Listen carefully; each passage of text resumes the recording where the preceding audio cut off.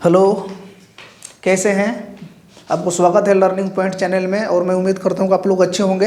अगर आप पढ़ेंगे नहीं तो कुछ सीखेंगे कैसे, जानेंगे कैसे और एग्ज़ाम कैसे पास करेंगे। ठीक है, तो अगर चैनल पर पहली बार हैं तो चैनल को लाइक कीजिए, सब्सक्राइब कीजिए और शेयर कीजिए। ठीक है, आपकी एक सब्सक्राइब मुझे मोटिवेशन करता है और ऐसे वीडियो बनाने के लिए। और मान लीजिए अगर आप किसी चीज़ की तैयारी कर रहे हैं तो आपके लिए बहुत इंपॉर्टेंट चैप्टर है।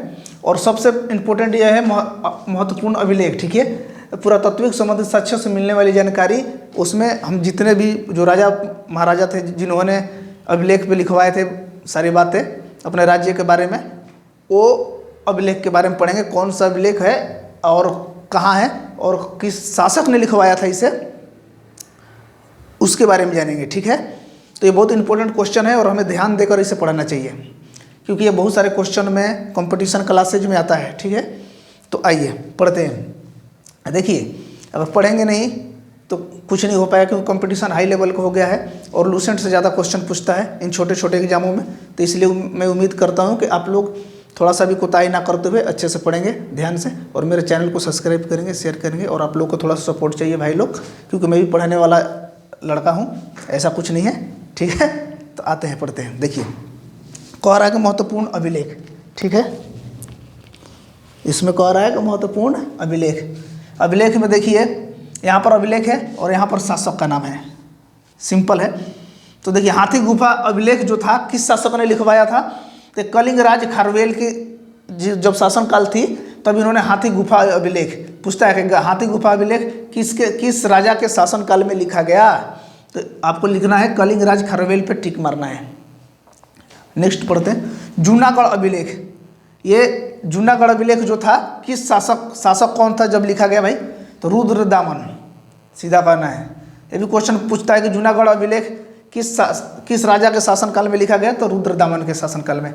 नासिक अभिलेख उसी तरह गौतमी बलश्री, जो नासिक अभिलेख है गौतमी बलश्री। नेक्स्ट क्वेश्चन आते हैं। देखिए, प्रयाग स्तंभ लेख जो था किस शासक के शासनकाल में बना भाई? समुद्रगुप्त के शासनकाल में। प्रयाग स्तंभ लेख जो था किस समुद्रगुप्त के शासनकाल में बना? एहोल, हम लोग जो पढ़ते थे तो एहोल अभिलेख हम लोग पढ़ते थे तो किसके एहोल हुआ भाई? पुलकेशिन द्वितीय। तो एहोल अभिलेख किस शासक के शासनकाल में भाई? पुलकेशिन द्वितीय के। बहुत इजी है। उसी तरह है मंसोदौर अभिलेख। तो मंसोदौर क्या होगा भाई? मंसोदौर मन का मालवा नरेश के पास पहुँचू नहीं जा, ये ट्रिक था हम लोग को पढ़ने का। मंसोदौर अभिलेख यानी मालवा नरेश, मन कहाँ चल गई? मालवा के पास, तो मंसोदौर हो गई। मंसोदौर नरेश यशोवर्मन के शासनकाल में ये मंसोदौर अभिलेख लिखा गया था। यहाँ तक तो क्लियर हो गया उम्मीद करते हैं। ग्वालियर कहाँ गया भाई? नरेश भोज। ग्वालियर कहाँ जी है भाई? ग्वालियर अभिलेख। तो देखिए, ट्रिक हम लोग ऐसे बना कर पढ़ते तो ग्वालियर अभिलेख तो कहते थे ग्वालियर के जाए भाई नरेश भोज जी हैं, जो शासक थे प्रतिहार नरेश भोज के शासनकाल में ग्वालियर अभिलेख लिखा गया था। यहाँ तक तो कंप्लीट हो गया। नेक्स्ट आते हैं, भीतरी एवं जूनागढ़ का अभिलेख। भीतरी एवं जूनागढ़ अभिलेख जो भीतर, देखिए यहाँ पर ट्रिक लगाते थे कि भीतरी एवं जूनागढ़ अभिलेख भाई क्या लिखा है? स्कंद गुप्त। गुप्त हम लोग सलकंद बोल देते थे कि भीतर एवं जूनागढ़ में जो था तो कौन शासक था? तो भीतर का पड़ा भाई सलकंद, तो वही हो गया स्कंद। तो स्कंद गुप्त, गुप्त रूप से जाकर स्कंद भीतर बैठू बोला, तो ये हो गया भाई स्कंद गुप्त। ठीक है, तो यहाँ तक तो हो गया। अब कहेगा देवपड़ा अभिलेख। तो हमारे एक सर हुआ करते थे, उनका नाम था राम प्रकाश।